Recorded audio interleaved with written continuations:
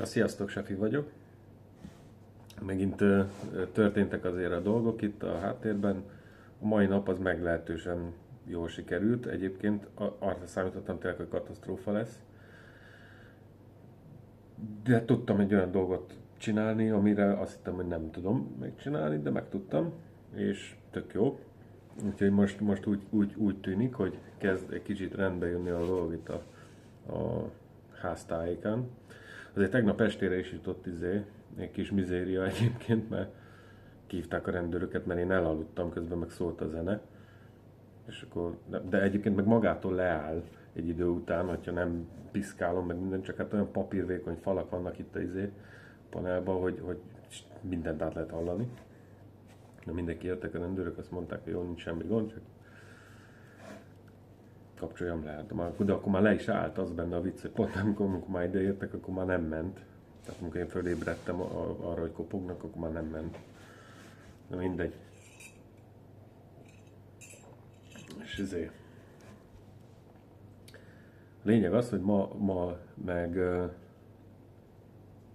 elmentem a dolgaimat elintézni, ebből igazából mondom, az egyik az siker volt, csak ilyen nem várt siker volt, mert azt hittem, hogy egyrészt, hogy nehezebb lesz, másrészt pedig az, hogy hát nem is az, hogy nem fog sikerülni, vagy valami, hanem hogy én nem gondoltam volna, hogy tudok ilyet. Azért kerülöm így a témát, meg minden, mert ez nem egy olyan dolog, amire büszke vagyok, vagy valami, csak ez egy történt valami, ami pozitív. A lényeg az, hogy most egy kicsit szebbnek látom a világot, hál' Isten. Nem párkapcsolati dolog, meg ilyesmiről van szó. Mindegy, nem akarok egyelőre erről beszélni, majd egyszer talán. A másik, amit viszont nem sikerült elintéznem, az az orvoshoz elmenni. Illetve el akartam menni hozzá, ugyanis nekem márciusban le fog járni a jogosítványom. És hát nekem még mindig angol jogosítványom van, és nagyon-nagyon kéne honosítani. És az a baj, hogy itt Magyarország, hát bazd meg, ezt engedjétek el, tehát ez annyira hogy külföldi jogosítványotok van, és egy mód van rá, akkor tartsátok meg. Nekem nincs rá módom sajnos. Egyébként csak most előveszem, nem fogom megmutatni videóban meg semmi, mert ugye azért mégis egy személyes Na de őnek úgy van, hogy magát az okmányt azt 10 évre adják, a jogosítványt meg azt hiszem 60 évre. Tehát ezt sokan összekeverik egyébként, ezt tegyük tisztába ezt a dolgot. Én úgy tudom, hogy itthon is így van egyébként, tehát hogy nem is nem 60 évre, hanem mennyi ez, 56, vagy valami ilyesmi akar lenni. 50, nem, 40, 50, 46, nem tudom miért annyi. 46 évre adták a jogosítványt, nem tudom, hogy miért. Akkor mennyi idős leszek, várja. Hát akkor már bőven nyugdíj fölött leszek, szerintem. Ja, akkor leszek pont 70 éves, tehát akkor azt szerintem úgy adják. Leszek akkor 70 éves, ja. Lófasz leszek 70 éves szerintem akkor, de amúgy igen, akkor lennék 70 éves. Mert ráadásul 6. hó másodikáig, és ugye az én születésnapom az 6. hó 3. Tehát konkrétan 70 éves korodig adják meg a jogosítványt. Ugye én amikor megcsináltam a jogosítványt, akkor én nem 18 voltam, de gondolom, hogy ha 18 vagy, akkor is úgy adják meg, hogy 70 éves korodig. De ezt le kell tisztázni, hogy itt magát a vizsgát, az okmányt, nem az okmányt, hanem magát a titya. Tehát magát bocsánat, magát azt, hogy te vezethetsz, tehát ezt az engedélyt kapod meg 70 éves korodig. Viszont ezt a kártyát, magát a jogosítványt, azt viszont csak 10 évre itt is, és ugye ez egy másik oldalon van, és itt így is van, hogy itt föl van, nem tudom, hogy a magyar hogy néz ki, mert meglátom. Ugye itt föl vannak sorolva a kategóriák, és nem tudom, hogy van-e rajta olyan, amit nem mutathatok meg, vagy nem kéne, hogy inkább nem mutatom meg. De a lényeg, hogy föl vannak sorolva, és akkor itt van, hogy motor, meg kocsi, meg tököm tudja, és akkor ide van írva az elsőben, hogy mikor csinálta, én a jogosítványt, és akkor másik oszlopban ott van mögötte 2061, 6. hó 2. És akkor itt van ennél is 6. hó 2, mert automatikusan megadják erre a mopedra, vagy mi a faszra. Ugye ezért van nekem 2-re. Az FKQ, az fogalmam nincs, hogy mi lehet. Ez nem tudom, de arra is van. Fogalmam nincs, hogy mi ez. Na mindegy. Akkor probléma a következő ezzel. Az angoloknál úgy működik egyébként, hogy a jogosítványra rá van írva a lakcímed is, a tartózkodási helyed a Anglián belül. Tehát kell neked, hogy legyen angol lakcímed ahhoz, tehát, hogy lehessen jogosítványod. Illetve azt csinálnák, hogyha most nem csinálok semmit, akkor fogják és küldenek oda arra a lakcímre, amire legutoljára be voltam jelentve egy jogosítvány, de én nem leszek ott. És nem lesz már ott senki, hiszen az a hely, ahol én ezt kaptam, az egy munkahely volt. Én ugye, amit mondtam az előző videóban, cica. Na. Tehát az egy munkahely volt, és ők már nem dolgoznak ott. Tehát láttam pont egy fél éve talán, hogy abba hagyták, mert ők csak igazából leasingelték az üzletet, és már nem csinálják tovább.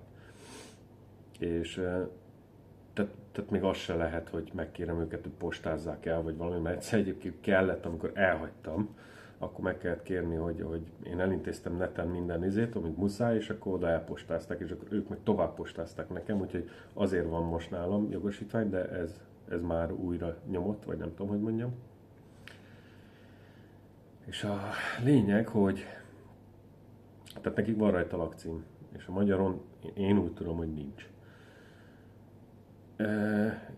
Viszont az angoloknál ott úgy működik egy jogosítványcsere, hogy tessék. Tehát, hogy adsz egy magyart, ők adnak egy angolt, ennyi. Tehát, hogy itt Magyarországon ez nem így működik. Na mindegy, és itt meg a 10 év az meg ugye le fog járni, itt is van 2025. 3. 27. Tehát március végén le fog járni az érvényesség, úgyhogy el kell mennem orvoshoz mindenképp. És akkor ugye az orvos, az persze, richtig, hogy azon a napon, amit én kiválasztok, na jó, akkor kérek szabadságot, elmegyek, azon a napon nincs ott. Csak az asszisztens. Az asszisztens az meg nem adhat ki orvosi igazolást, tehát alkalmasságit arra, hogy 10 évig még vezetetek, mert az kell hozzá egyrészt, másrészt meg benn voltam, de egyébként ez is egy nagy hablaty itt össze-vissza, ezzel kapcsolatban fingja nincsen egyik kormányablakosnak se, hogy mit kell csinálni vele. Hica, fejezd már be! Nagyon megszoktam, mert amúgy itt szokott járkálni, csak nem mindegy. Tehát nincsen, fogalma sincs egyik kormányablakosnak se. Legelső köröm az a izéba volt, a Kertvárosi kormányablakba, még 2021 környékén már akkor akartam honosítani, de nem sikerült, mert valamiért elakadt a dolog, már nem tudom miért. Ja, hát mert azért, mert fingjuk nincs, hogy mit kell csinálni. Azt mondták, hogy hívjam fel 81-81-ben 18-18, valami ilyesmi. Ez a közlekedési minisztériumnak a száma, vagy nem tudom. Hívjam fel. Jó. Hát akkor ott a szokásos ezzel, szerintem már mindenki találkozott, egy ilyen másfél órás zenebona, és akkor közben azért az egyenlegedet is tépi le, mert azért nem ingyenes az a hívás, és akkor egyszer tele lesz a fasz az emberek, és azt mondja, hogy jó, akkor én már erre nem várok többet, és akkor itt leszartam. Utána így elengedtem a dolgot, akkor nem foglalkoztam vele sokáig, mert úgy voltam, hogy ráérek. És ugye tudtam, hogy ez lesz egyébként, hogy az utolsó pillanatig fogom hagyni. Hát így is lett, és most pedig ott tartok, aztán még egyszer megpróbáltam, elmentem Komlói önkormányzathoz, ott azt hiszem, ott elküldtek Pécsre, Tehát bementem Pécsre, Kossuth térre, ugye a nagy izéba, de nagy vasszizdatba, és ott mondta nekem a nő, hogy hát ezt a komlói, hiszen nekem komlói az állandó lakcímem, tehát én a komlói járáshoz tartozom, ezért ott kell ezt elintézni, ott kell elkezdeni az eljárást, de azt mondja, hogy ő úgy tudja, tehát ő tudott nekem a legtöbbet mondani erről, adott egy formanyomtatványt, ezt majd meg kell keresnem, ezt ki kell tölteni, és akkor mondta, hogy majd Budapestre el kell menni, de hogy el kell mennem a komlói önkormányzathoz, ott nekem bevonják a jogosítványomat, és ahhoz, hogy kapjak újat, nekem föl kell mennem Budapestre majd valószínűleg, nem tudom miért, fordítani nem kell, mert angol, és az angol nyelvűt azt nem kell, az angol meg a németet azt nem kell, azt hiszem, minden mást igen. Talán a franciát nem, de tényleg minden mást igen. Meg hogy különbözeti vizsgát kéne tenni. Az nem biztos, de lehet. Különbözeti, milyen különbözeti vizsgát? Ugyanaz. Tehát a izénál megértem. Hát, illetve nem teljesen ugyanaz, ezért félek tőle egy kicsit, mert az angolok azok a másik oldalt vezetnek. Egyrészt. Másrészt őnáluk minden mérföld per órában van. De ennyi. Itt szerintem végeztem is a izéval, a különbségekkel, és nem, tehát én igazából nem is vezettem Angliába, tehát én csak Magyarországon vezettem. Én ott megcsináltam a jogsit, annyit vezettem, hogy ott megtanultam, és kész, ennyi. Mert utána nekem nem volt évekig autóm, mert ugye kibaszott drága kinn a biztosítás, úgyhogy az felejtős. Volt nekem akkor, most már olcsóbb lenne nekem is, mert ugye most már idősebb vagyok, meg van tapasztalat, meg biztosítás a neveben, meg minden szar. Úgyhogy most már más lenne. Viszont tehát én csak itthon vezettem, tehát különbözeti vizsga, viszont én attól félek, és nem azért, mert nem tudnám megcsinálni, csak az a baj, hogy az ember 10 év vezetés után, vagy hát közel 10 év vezetés után rutinból vezet. Tehát már én nem biztos, hogy átmennék egy forgalmi vizsgán, és nem azért, mert nem vagyok tisztában a szabályokkal, hanem egyszerűen sokkal rutinosabban vezetek, mint egy tanulóvezető, aki még tényleg odafigyel mindenre, minden szabályt ugye betart, de akinek benne van a rutin, az hát nem is az a szabályt szeg, csak hogy nem a könyvben megírtak szerint halad el bizonyos helyzetekben. Tehát, hogy sokkal, de érezhető ugye a vezetési módon, meg minden. Tehát mindegy, aki vezet régóta, az tudja, hogy miről beszélek, hogy nem lehet egyszerűen ilyen tehát egy rutinos dolgot ilyen tanult szerűen csinálni, tehát ez nem lehet. Úgyhogy attól egy kicsit forsok, hogy kell, de hát meg kell csinálni, nincs mese, akár így, akár úgy.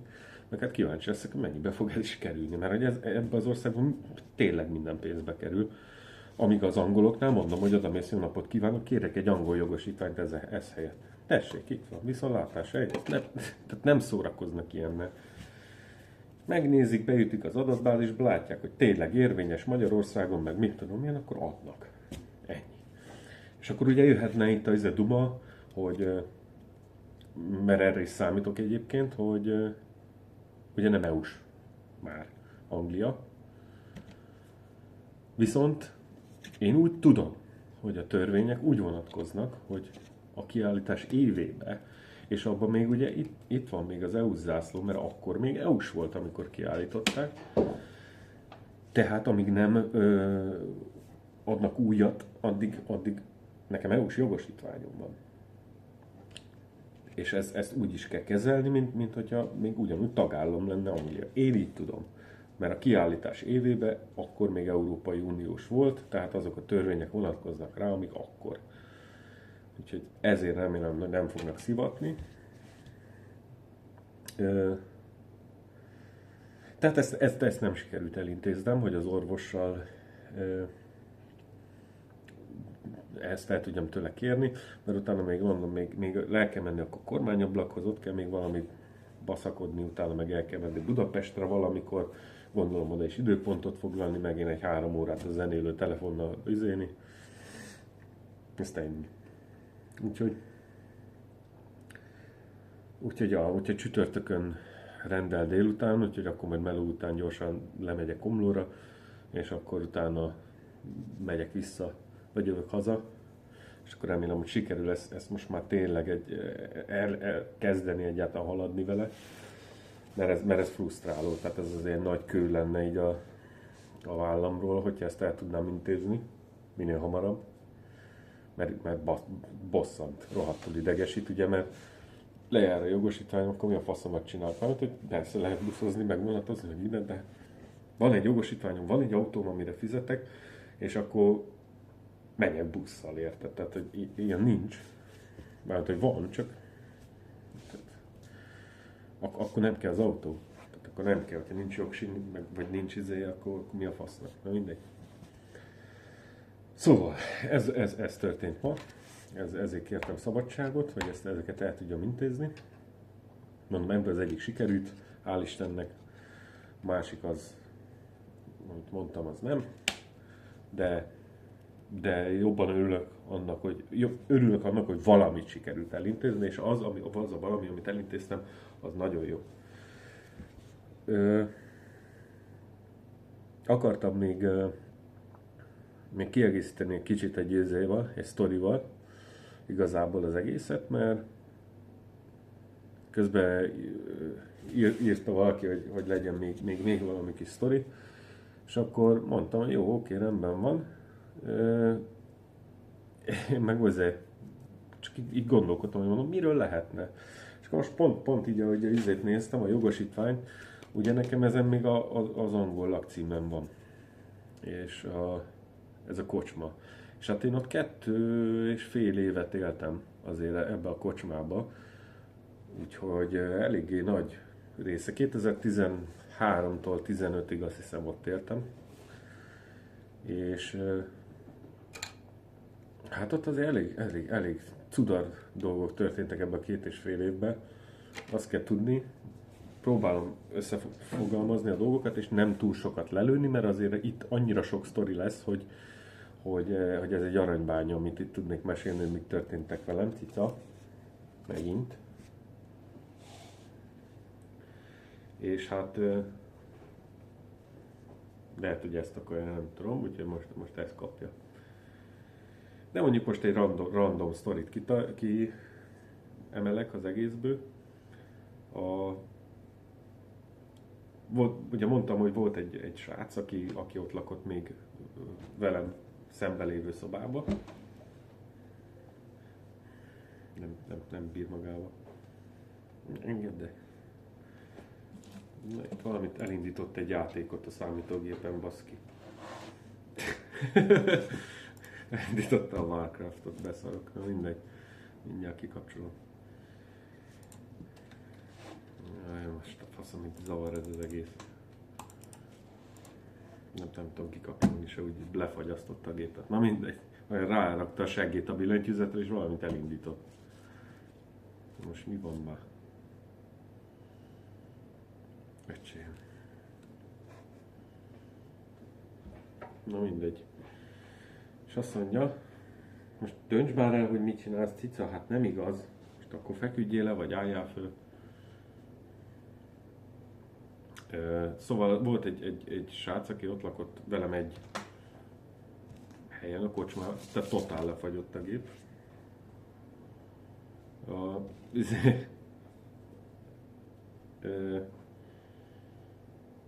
Alexnak hívták. Ő egy angol gyerek volt, tehát angol származású. Nem ott született, hanem valami déli részén Angliának, és hát ő egy érdekes figura volt, egy magának való volt eléggé. Úgy kell elképzelni a srácot, hogy egy körülbelül 1,92 méter magas, vékony srác, tehát óriás volt, de vékony, véznavút. És ilyen elálló fogai voltak, tehát ronda volt, hát angol, hát ilyen tipikus, ilyen kicsit ilyen ronda arcú. És ő lakott ott velem, tehát én laktam az egyik szobában, ő a másikban, és fenn egy lépcső tetején. Meg ott volt a kassa, a pénztár, ott ugye, ott volt a legbiztonságosabb, úgymond. Azt mondja, hogy közben összeszarja magát a számítógép teljesen.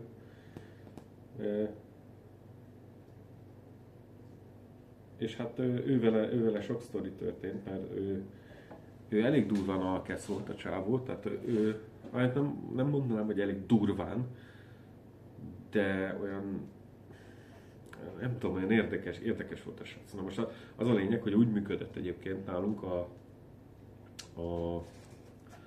kassa, hogy volt néhány helyi,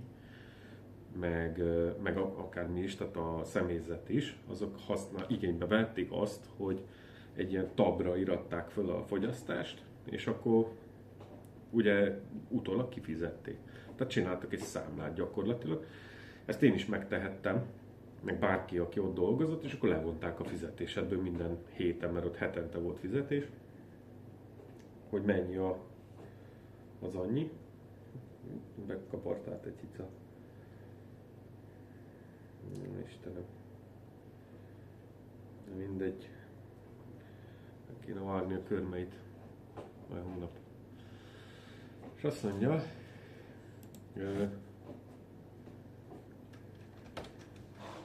azt újraindítjuk ezt a gépet, mert síralom. És akkor azt mondja, mit akartam?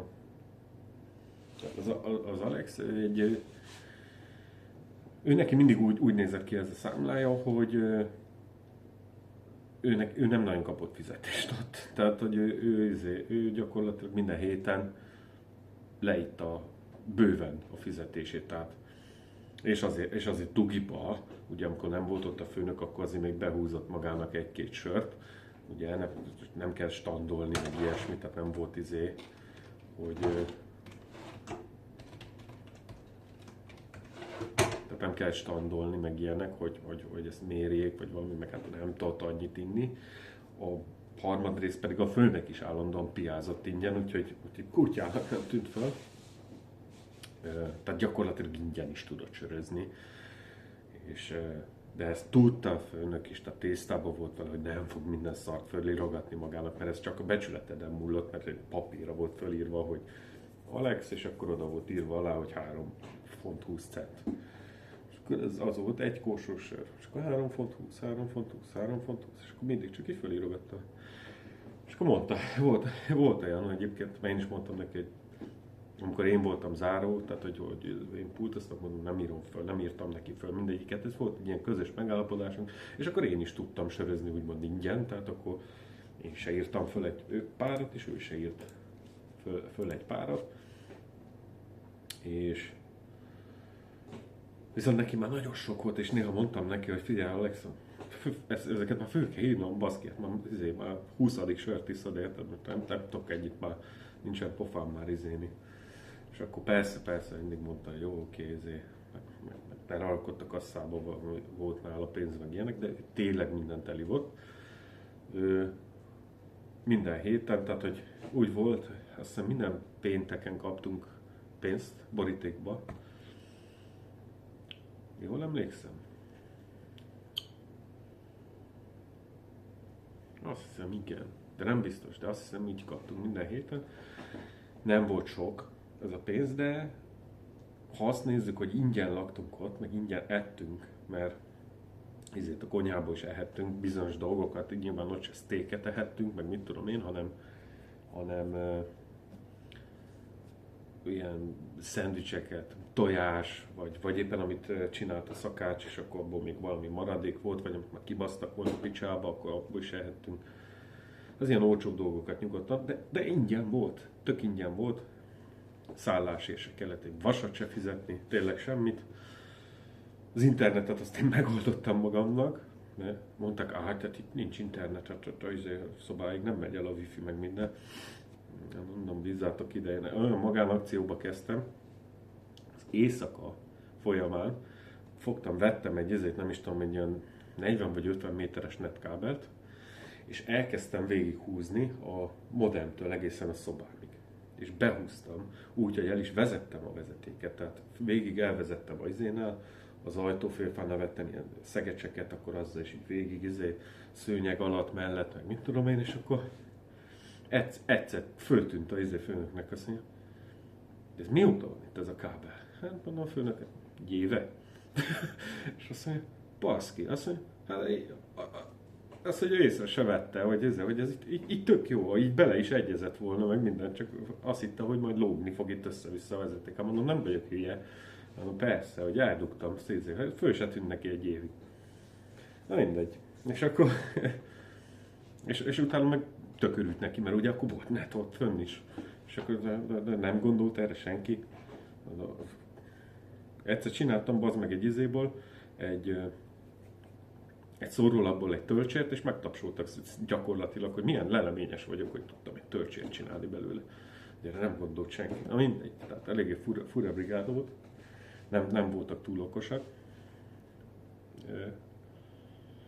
Szóval visszatérve az Alexre, tehát ő rengeteget piázott, ő mit tudom, ilyen 200 font körül lehetett akkor a fizetésünk hetente.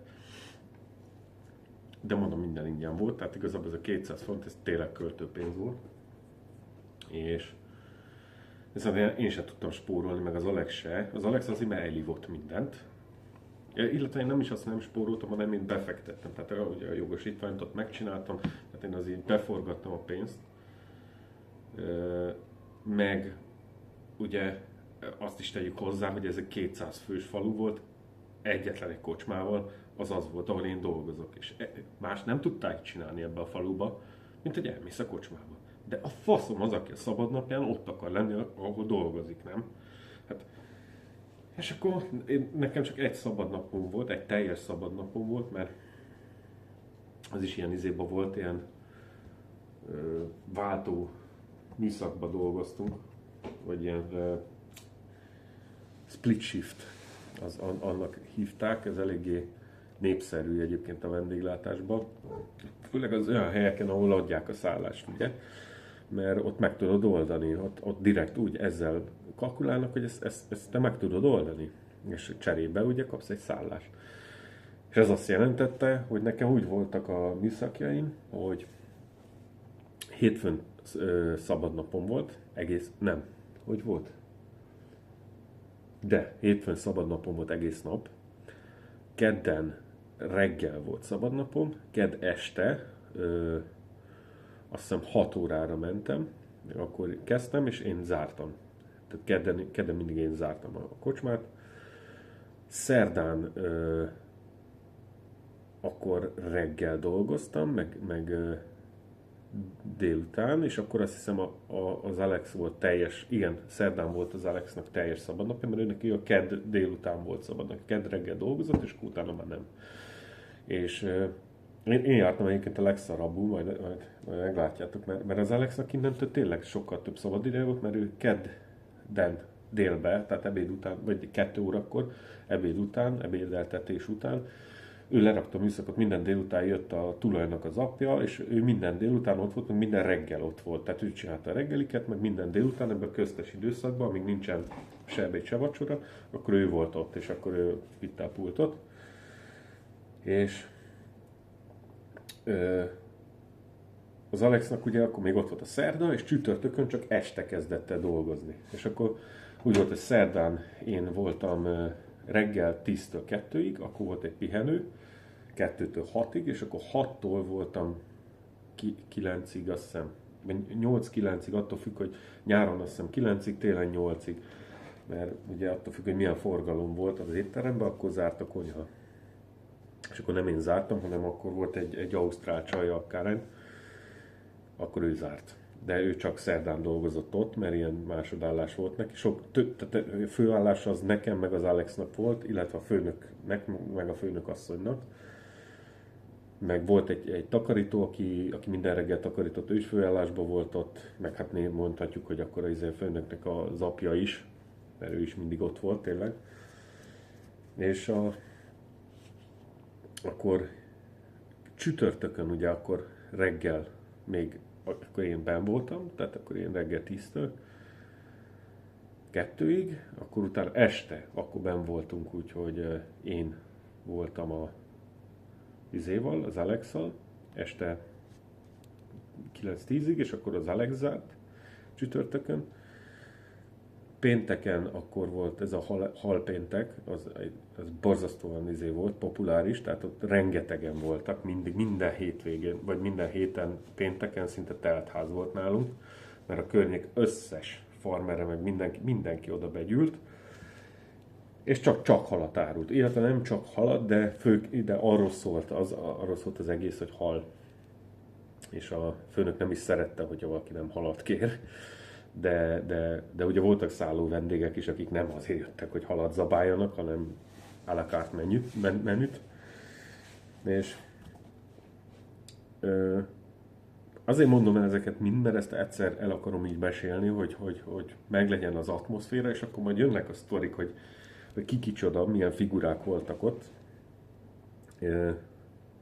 És na mindegy, és pénteken, amikor lement ez a halest, 9-ig tartott, akkor konyhasz aznap mindig 9-ig volt, mert akkor mondom, kurva sokan voltak. És utána én zártam. Tehát én voltam minden pénteken a záró, és én nem szerettem, egyébként azt rüheltem, mert akkor jöttek mindig este 10 órakor állított be minden pénteken egy brigád, fiatal helyiek, és akkor azok nekiálltak piázni, de nem olyan nagy fogyasztást. Tehát így megittak egy sört, egy kólát, megettek egy chipset, meg ilyenek, de ott voltak 20-an. És bazd meg, és minden egyes péntekes, már megint jönnek, már megint és akkor ott voltak bazd meg, már hajnali 1, meg 2 óra, de már nem csináltak semmit, csak ott röhögtek, meg pofáztak, meg minden, és akkor még mondtam nekik, nem akartok már húzni a véreres faszra, meg mit. És akkor ott mindig herciáskodás, mert az egyik bebaszott, akkor az is ott játszotta a fejét, meg minden, aztán már nagyon utáltam őket, ezt rengeteget panaszkodtam miattuk. Volt is belőle balhé egyébként, de az majd egy másik sztori. És utána szombat az megint split shift, ugye 10-től 2-ig, és akkor 6-tól 8-9-ig, akkor az Alex zárt szombaton. És vasárnap, ezért szoptam meg én, mert vasárnap az úgy volt, hogy az egész nap volt. Tehát ott 10-től 8-ig dolgoztam. Vagy 8-tól 8-ig, nem tudom. Nem tudom már pontosan, valahogy így.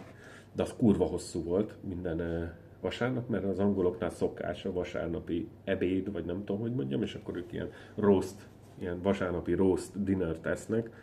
Az a mániájuk, pedig szerintem egy szar. Tehát én nem tudom, hogy mit szeretnek abban, de mindegy. Ők imádják. És hát akkor egész nap én dolgoztam, és akkor utána nekem 8-tól ugye szabadság van, hurrá, érted? Tehát, hogy azért nézzük hozzá, hogy az Alexnak kedd 2 órától van szabadság, nekem meg vasárnap este 8-tól kedd délutánig. Tehát, hogy azért az nem, inkább másfél napom volt, mint 2. És szóval ezért voltam én ott megszopatva, ilyen tekintetben. Az Alexról most csak így a fejem búbjáról egy sztori igazából, tehát csak hogy tudjuk. Most a főszereplő ebbe a sztoriba az Alex. Amit meséltem, magas, ronda volt, láncdohányos volt, alkesz volt, tehát minden tényleg, minden benne volt. Borzasztó viccei voltak, tehát tényleg borzasztóan szarok. Technológiához fingja nem volt, fogalma nem volt a technológiáról, hogy kell használni, újságot olvasott, meg mit tudom én, mert nem volt neki telefonja se. Tehát nem volt neki mobiltelefonja, nekem már, hát akkor már volt az okos telefon, meg minden szar volt már. És neki nem volt. De még csak egy ilyen se, egy ilyen Nokia, vagy akármi. Mindig hogyha az apjával, mert az anyja szem meghalt neki, az apja még élt, és az a nagy ritkán találkozott, meg beszélgetett. És azt mondta, vagy azt csinálta mindig, hogy a vezetékes telefonról hívta föl az apját, vagy az apja őt, mert úgyis mindig ott volt a kocsmában. És Hát volt egyszer egy olyan sztori, ez, akiket még ismerni kell ebbe a sztoriba, a Vicky és a Nick. Ők voltak a tulajok. A Nick az egy szintén tipikus angol, ronda, ráncos, kicsit, hát nem volt öreg, csak kurvára alkesz volt, aztán nagyon meglátszott rajta. És egy szemüveges, mit tudom én, vézna volt az is, de az a látszott, hogy alkesz volt.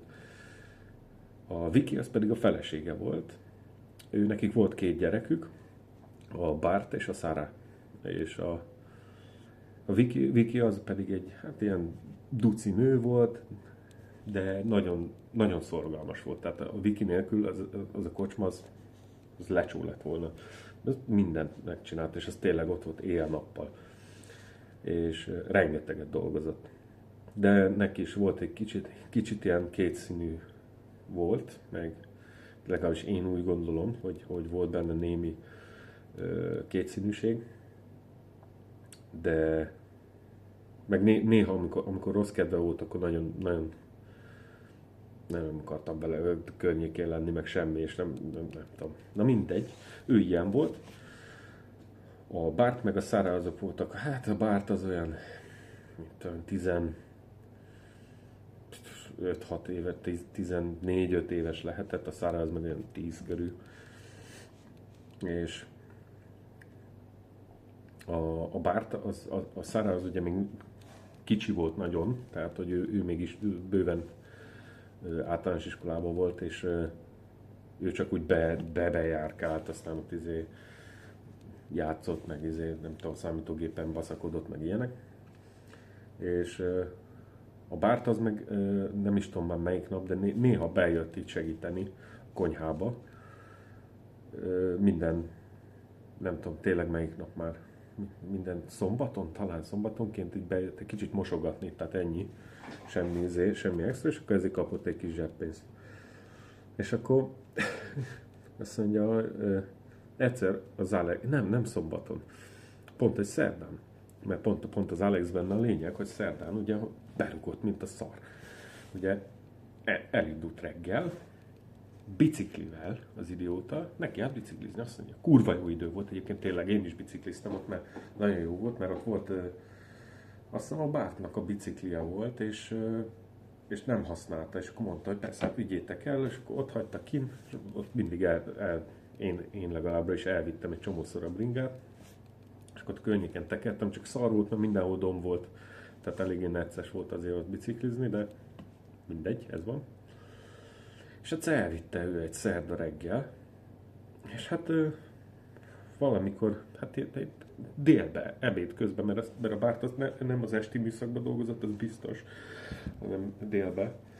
Délbe jön vissza, de szennyrészegen, és ömlik a vér a fejéből, de tényleg az egész arcába ömlik a vér.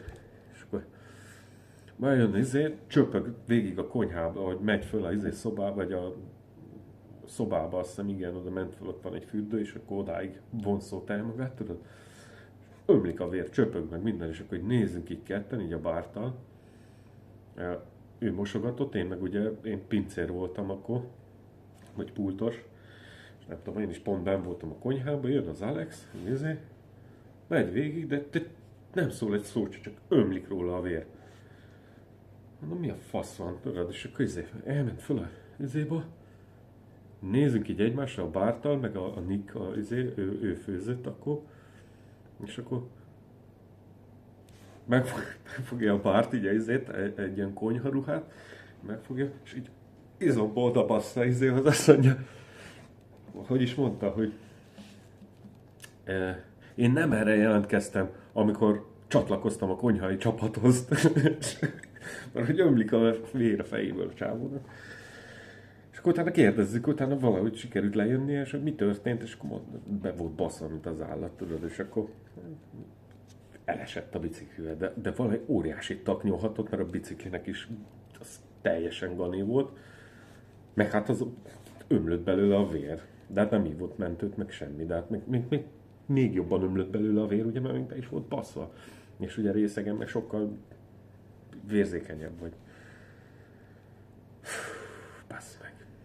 És hát ez még csak a jéghegy csúcsa. Tehát ez a csávó, ez ott miket csinált, baszki, meg láncdohányos volt, mondom, tehát hogy azért ment ki, tehát hogy tudta mindenki, hogy ő dohányozni megy ki, meg én is dohányoztam, tehát hogy csak én okosabban csináltam szerintem, mert az ő az nagyon ilyen hülye volt. Mindig az olyan melókat vitte el, amiket kint kellett csinálni.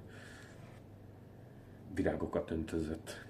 Kiment, locsolta a virágokat, mert akkor át tudott gyújtani, akkor elszívott egy 3-4 cigit, akkor locsolta a virágokat, utána nem tudom, pókhálókat szedegetni, de kintről, tehát nem bentről, kintről elkezdte a pókhálókat leszedni, tehát ki a faszom az, aki pókhálótlani. Hát ő, mert akkor is rá tudott gyújtani. Tehát ilyen csávó volt. De szerintem még 5000 sztorit tudnék róla mesélni, mert tényleg egy figura volt amúgy a faszi, tehát egy karakter volt. De a szíve az helyén volt, tehát nem volt úgy vele gond, tehát nem volt sunyi, nem volt aljas, meg semmi. Egy ártatlan alkesz volt gyakorlatilag. Na és ő az, aki például örökké egyedül lesz. Szerintem egyedül is van még mindig, ebben biztos vagyok. De ő nem panaszkodott ez miatt. Tehát ő mindig is boldognak tűnt, hogy ő el van. Így, el volt legalábbra is. Aztán utána hallottam, hogy ő onnan fölmondott és elment az apjával élni állítólag, de ebben nem vagyok biztos. Persze, beszéltem. Bocsánat, ez egyik sráccal.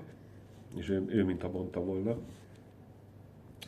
De, ja, az a lényeg, hogy ő annak tűnt. Ő mondta, hogy nem is akarta megcsinálni a jogosítványt se, ő nem akar, nem is akar lakást elkötözni, máshol dolgozni sem, ő el volt ott. Ő tökéletesen, tehát minden héten meg volt a piája, minden héten meg volt az újságpapírja, minden héten megevett mit tudom én, valami normális kaját is, mert nem nagyon evett normális kaját, csak tényleg ilyen tojást, meg szendvicst, az kész. Úgyhogy el volt a csávó. Na, mindegy, szóval ennyit akartam most így. Egy gyors sztorinak, hát 42 perc ez is. Úgyhogy ja, ez volt a mai napom, meg az Alexnak egy ilyen kis intrója. Mert lesz még szerintem róla, vagy ha nem is róla, de így erről a Slateburn nevezetű faluról, illetve az ott töltött 2,5 évben azért volt más is. Úgyhogy remélem ez is élvezhető volt ez a sztori. Nyugodtan jöhetnek ötletek még, meg mondjátok tényleg, meg osszátok meg mit tudom én, másokkal is, hogy ők is hallják, hát eszükbe jut valami jó kis dolog, amiről lehet pofázni, mert én egyébként bármiről el tudok filozofálni órákat. Egy Deus Tiftről is el tudok beszélni szerintem egy órán keresztül, hogyha nagyon muszáj, de azt ne akarjátok, mert nem jó, nem vicces. Na, hát már ennyi szerintem, aztán majd. Na, csá!